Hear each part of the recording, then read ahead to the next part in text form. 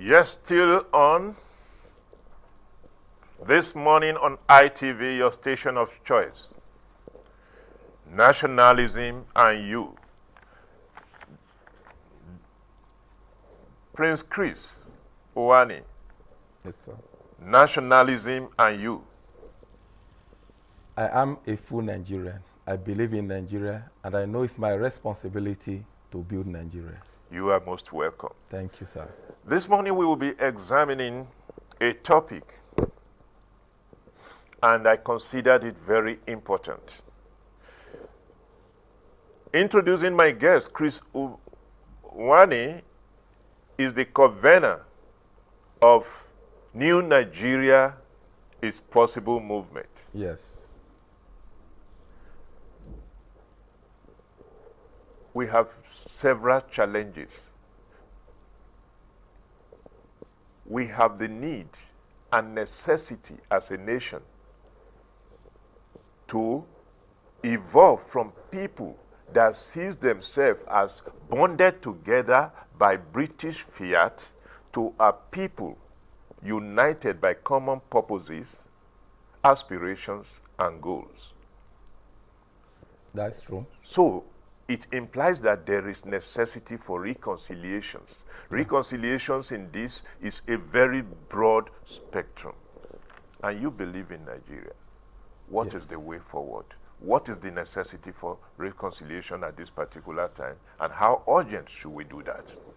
Wow, this is a very interesting topic, and I'm so passionate about it, and I will thank you for giving me this opportunity, to express, what I believe is one of the way forward, for Nigeria.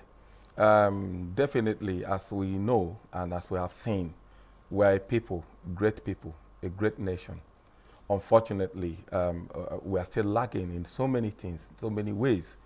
And that is because there are foundations to nation building.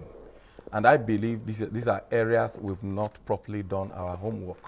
Just like you said when you started, that the nation was handed over to us by the British, and they have their own ideologies and all of that. And since after they left, if you see what they left for us was good enough to have taken us for some years. After a few years, it's obvious that we couldn't sustain what they left behind. And it's like the nation continue, to go down from that point till where we are today.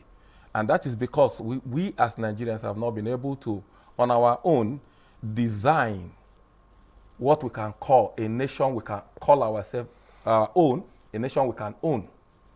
Because you cannot be good in what is given to you unless you are able to build your own and then find out, know exactly what that are required, to ensure that you sustain what is needed to build the nation. So I think that is where the problem is.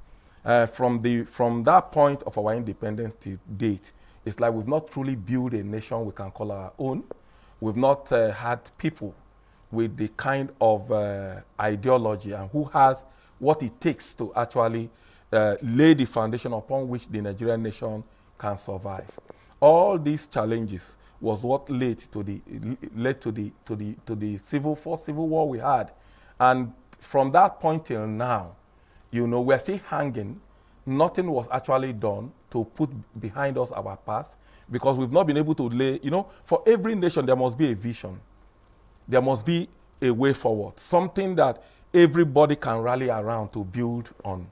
But unfortunately, we've not been able to get it. We've not been able to have, we've not been able to have leaders capable of showing a Nigerian vision that will ignite that sense of ownership in the hearts of Nigerians. And that's what we are still waiting for. If I get you right, there is no cycle of national interest that is built and constructed as a national spirit that the people can ride upon that things of that nation. So how do we get that done?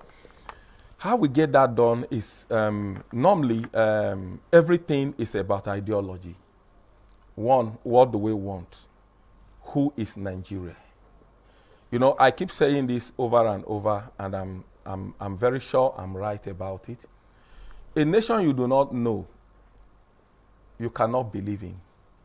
A nation you do not believe in, you cannot love. A nation you do not love, you cannot serve. So let's start it from the beginning where I started. Knowledge about our nation. Most of us see Nigeria as a nation that is divided and a nation that is ruled. Decisions are taken by a certain set of people. And once that decision is taken, it is final. We don't think we have a say. We don't think our ideas can count. So that's the way we see Nigeria. Some of us also see Nigeria as a nation of oil, whereby we get money and we divide and everybody goes home. And so, but in truth, Nigeria is one of the best nations in the world. We all know about that in terms of economy, natural economy that nature has, given us as a people. And then a commensurate population that would have utilized all the opportunities we have in Nigeria. Everything about Nigeria in terms of creation is so perfect. The only problem we have is the Nigerian people, their ability to believe in what they have and to build it until it becomes something substantial that we can now enjoy. Unfortunately, we've turned out into people who believe just in how to satisfy ourselves rather than build a nation that will be of benefit for all Nigerians. And I think that is where to start. Where to start is to reconstruct our mentality, to change our ideology, to understand what it takes to build a nation, because no other person will do it for us. Failure to do that are the reasons why so many things are happening to us, and we seem not to know the way forward. Talking about national reconciliation. Yeah. One angle to it is our diversities. Our diversities have tended to impose on us crisis of identity rather than the strength that ought to be derivable from these diversities, that ought to be a blessing to us. Yeah. How do we reconcile this? The reconciliation can only take place when we begin to have the right knowledge. If you look at Nigeria, why is Nigeria considered as the strength of the African people? Why is it that all Africans looks up to Nigeria, as their pride? It's because of this our diversity. It's because of our population. If Nigeria split tomorrow and things happen to this same Nigeria where all don't know the meaning and what it portends for us, that's when we know what we have lost. Because the truth about the matter is that the reason Nigeria is considered a giant of Africa, even though our economy may be down, things may be wrong, but Nigeria still stands tall. Yes, we are still the largest economy in Africa. Yes, it's because of our diversity. It's actually our strength. It shouldn't be our weakness. But like I said, what you do not know, you cannot believe in. Over the years, we've not been taught what Nigeria represents. Who is Nigeria? Nigeria is the giant of Africa. We're all proud of it. But now, nobody seems to be proud. Everybody denies Nigeria. And this is the reason. The reason is because we have not built Nigeria. Nigeria is like a tree that bears fruit for everyone. We come to pluck that tree, and nobody cares whether we nurture that tree to keep bearing fruit.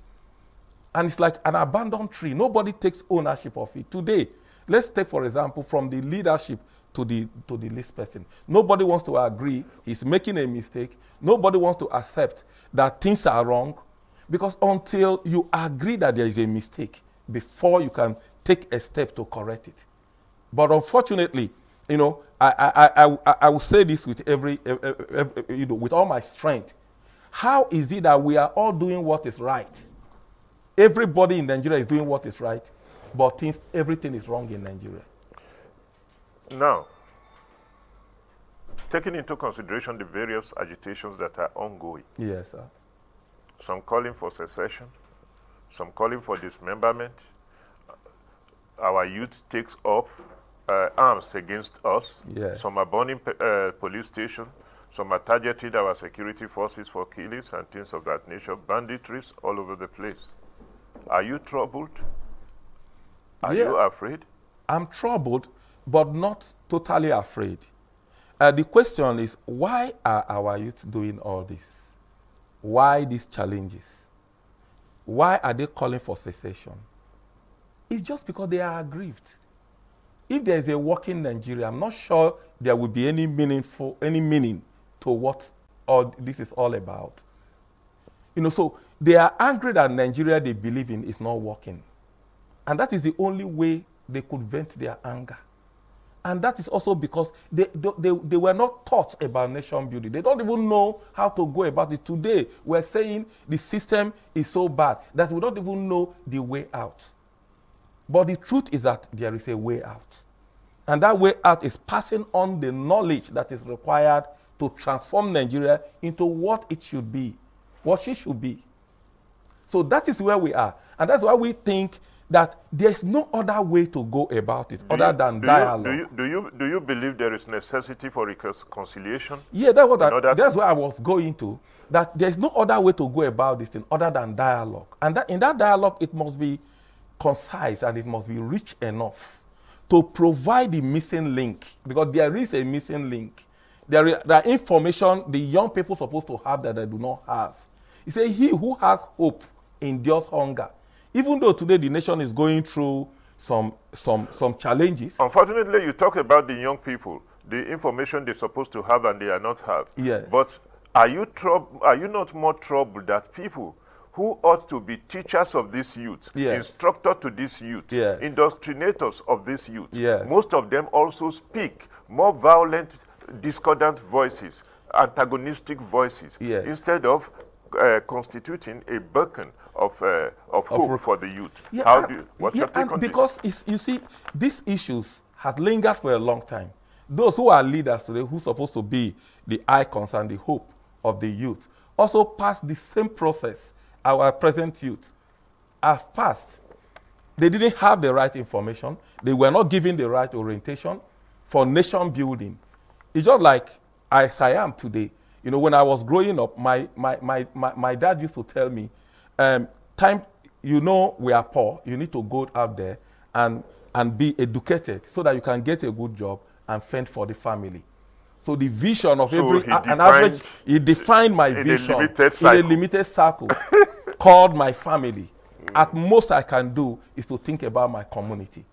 Nobody thinks beyond community to talk about the local government, not to talk about the state.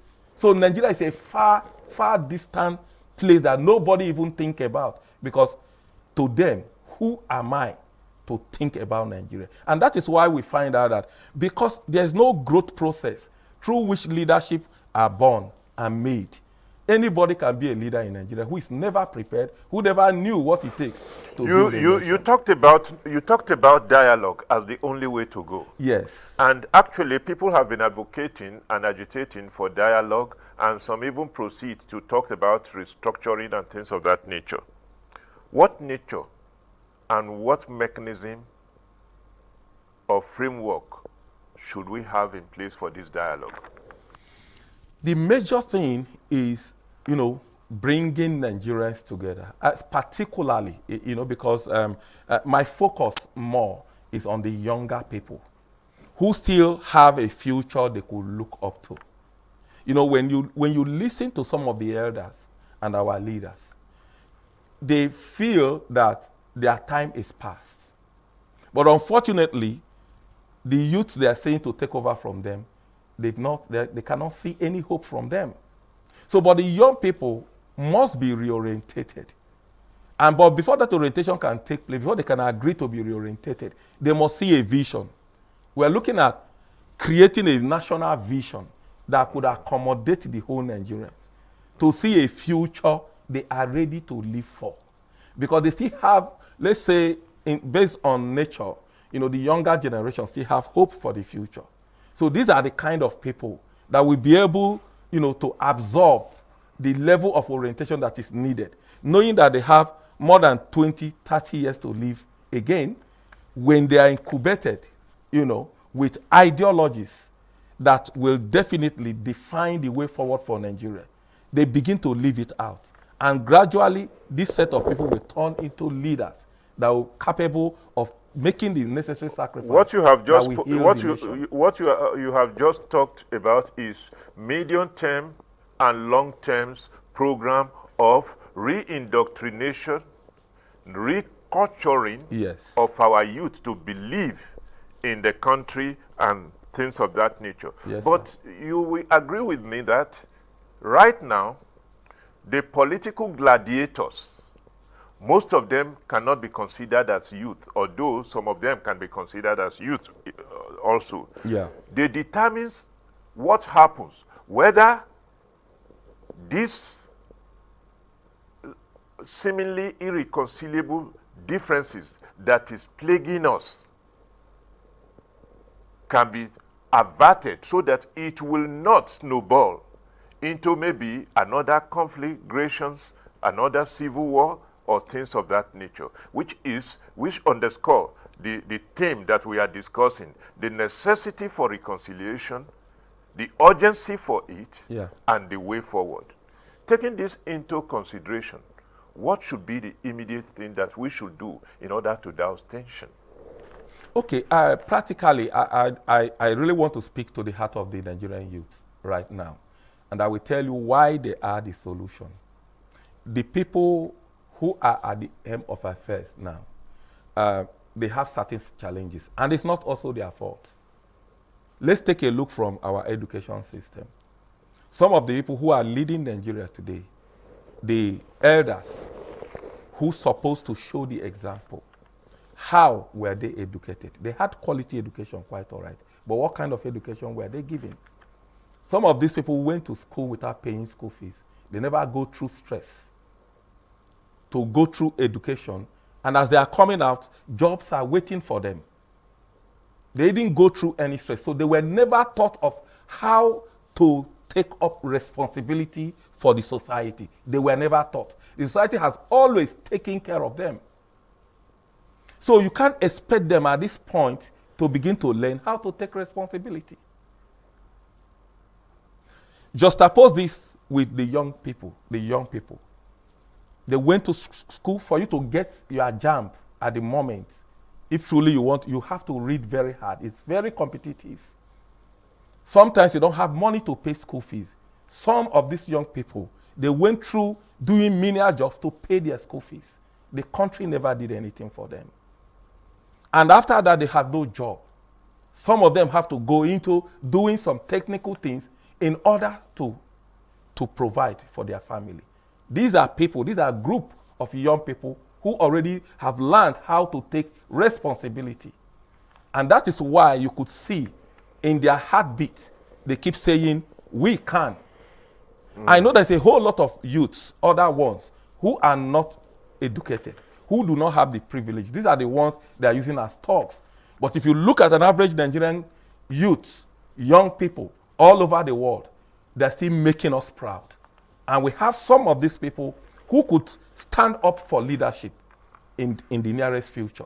So what I'm saying and what I think is the way to go, and I'm also using this opportunity to speak to the elders, to speak to our leaders, that they should look down, look at these young people who have what it takes, that they can help to nurture them into leadership. Because see, what a father will do, just like I said that when I was growing up, my dad told me, I didn't go to school and I want you to go to school. What an elder will do is that when there is a failure, he does not allow that failure to continue. It should help the younger generation to realize, their self-worth and be able to build Nigeria. We have everything working for us to build Nigeria. Let us take it at this dimension. Many African nations are looking up to Nigeria to lead the way. Nelson Mandela verbatim put it this way, that the world will not respect Africa until Nigeria ends earns it. that respect. And now, and Nigeria has been playing this role in the continent of Africa. Yes, we sir. had a civil war in Liberia. The entire world abandoned that place because the world of imperialists, they don't go where they will not make again. But Nigeria, exercising a brotherly affection, moved into that place, resolved the war in Liberia, resolved the war in Sierra Leone. Why I brought up this is that capacity for national reconciliation, peace management, and peace building, it should not be something new to Nigeria. Exactly. Why can't we, our leaders, our political leaders, summed up the courage to embrace a spirit of national reconciliation that can make peace accessible to this country? Majorly, What are we missing? majorly is our self-interest against national interest. Because if the reason why I'm a leader or why I am a citizen is because I live for Nigeria, to make Nigeria what it should be, then I don't see the reason why we cannot come together to agree to make Nigeria work. Knowing that when Nigeria works, it benefits everybody. It helps every one of us to realize our dreams. But unfortunately, I don't know why those who are in charge feel indifferent about this whole thing. But whatever it is, I think everything has time. For every nation, there is a time of their rising, or let me put it this way, there is a time of their failing, and there is a time of their rising. And I believe that what has happened to us as Nigerians is already a learning point. And that will, to a large extent, help in giving us the need and the urgency to call for a national reconciliation. I love that strong faith. What you are saying is that within these turbulence waves of our social, political, and security challenges, yes, sir, lies the Nigeria of our dream. Definitely. If only we can sum up the courage to embrace, and urgently to, and move forward to do the right thing. That is it, sir. We are looking forward, now, and we believe. Let us look at structures that can help reconciliation. What are some of the structures that you think can help us to birth urgent reconciliation? Already we've started seeing some of them playing out, like the National Assembly and the State's House of Assembly. These are where, laws can be made and people can be reached. From this place, from this point, the nation is widely represented by a group of people, But my worry, just like you said, is the body language of these representatives, knowing that over these years they've seen this thing happening until it got to this point, whether they are willing. But in the absence of that, that structure is a Nigerian structure. And those who are willing should be able to come forward. Because why I'm saying that is, we have no other country we call our own. If anything happens tomorrow and people begin to leave, how many people can leave this country? And again, if we also insist that the way to go is this passing of blame and fighting one another, at the end of the fight, we're still going to come back to dialogue. So why allow the pain to be too much before we dialogue? The structures are there. The structures are there. We have the people. Nigerians have the people from all the geopolitical zones and also even at the senatorial zones that can come together to resolve these differences. Yes. Leadership entails capacity to visionarily and proactively engage issues, proactively identify issues that can threaten the collectives, and quickly see how you can nip it in the bud before they crystallize into crisis and the rest of it. And we have structures such as the governance forums. These are leaders, political leaders. Exactly. To what extent has they been helpful in helping us to douse the prevailing what do you call it? Aggravated angers, challenges that is leading to insecurity. To what extent has the governance forum been able to looking galvanize themselves? We said it earlier that the political will on this matter has not shown resilience. They've not shown capacity. Let's take, for example, there was some months back, the 17 southern governors, they met and they came up with what they feel could help to douse the problem. But also, other segments don't seem to agree that those things can work. And what I've been saying over this thing is that, can all of you come together to now come up with what can work? Because exactly. You understand? Exactly. Because we can't be saying this will not work, this will work. That is why I did not want to say Southern governor or Northern governor. Exactly. All the governors, all of you come together. You constitute a spectrum of leadership. Exactly. Why don't you come together and see how we can douse the tension, talk to one another, talk to the heart embrace of the problem. one another. And because as soon as they embrace one another, citizens will begin to embrace one another. That is where leadership plays a role.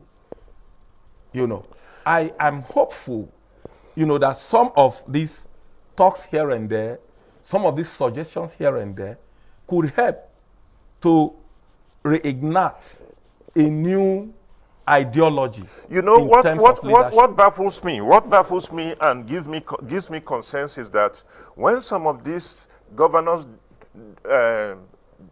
do their segmented meetings in search of solutions, or some of these political leaders, when they do their segmented meetings, it appears that electoral, consideration for electoral victory informs decisions that are taken rather than the spirit of nationalism. Exactly. and that kind of a thing. Exactly. And under that circumstance, you cannot take a decision that will be enduring and able to provide solution. How do we re-engineer against that? Well, the re-engineering is supposed to be if we're people with conscience. We would have known that some of these practices we've decided to adopt for more than 20 years, if it's not helping us, that is not the way to go. I think that is what we have not come to. Right now, it shouldn't be about PDP or APC or any other political party. It should be for the interest of Nigeria. Because if Nigeria is not standing, there won't be any party, there won't be any political interest. So and even if Nigeria go into the war, you can't conduct election. You can't conduct election. So why are we taking the last thing first? Because if it's about Nigeria, and we all believe in Nigeria, and we all want Nigeria to move forward, we will drop our selfish. Still talking about structures. We have identified the structures of the National Assembly, the State House of Assembly. Yes. If they are doing enough, the governorate, the governors and the rest of it. The role and again, the presidency also. The presidency. Yes. The presidency must be able to initiate a move for national reconciliation that are deliberate. Yes. And the rest of it. That will bring everybody together. Imagine what we're talking after for example, if the whole governors in Nigeria were able to meet and dialogue and come up with a blueprint, and they take it to the president, and then he endorses it. What is the role of our traditional rulers in all of this? In all of this, I think the kind of it's a structure. Yes. But I think these people have been so much relegated by politics. Their voices are not too strong as it used to be. Why? Because they brought them under politics, whereby the governors, for example, at the state level, take decisions on them. Necessity is the mother of inventions, they say. Yes. Now that we agree that there is necessity for national reconciliation to douse tension so that we can create an environment that can be friendly to development and prosperity of the nation. What can we do to get everybody on board to become instrument of national reconciliation? What we can do at the moment is to put behind us all the pains we've gone through and understand one thing, that it is Nigeria first before even our lives. If we come to that point, I believe everybody will drop whatever issues we had in the past. It's painful. A lot of people have gone through a lot of, challenges during this era. It's also a process of bringing change into the nation, because right now we've learned so many lessons. There are things we may not allow to happen to us anymore, haven't gone through this lesson. And that is the reason why at this point is a time when everyone should drop their personal interests, party interests, regional interests, to accept that one Nigerian interest that will be beneficial to all. If Nigeria becomes good and great, every Nigerian will be called great. But if Nigeria go down, every Nigerian will be laughed at. Our established Institute of Conflict Resolutions, what role has it to play in this? Is it only helping to resolve conflict outside the country? Now that we have paramount, have the National Institute of Conflict Resolutions be alive? They've not been alive, and in this to these challenges, and we've not seen any communique coming out of them to say this is the way to go. Because this at the time. Or are they strong by what do you call it, civil service? What do they call it? I don't know, but what is beautiful about nation building is that the nation still stands. When a leader today refuses to do certain things, another leader can come to do it. So, but we expect such structures to come up with ideology, because that's their profession, that is their area of competence, to bring about the professional way through which these issues can be resolved.